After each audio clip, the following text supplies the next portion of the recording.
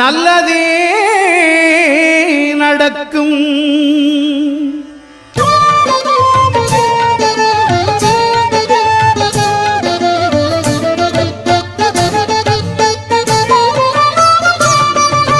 9 கோளும் ஒன்றாய் காண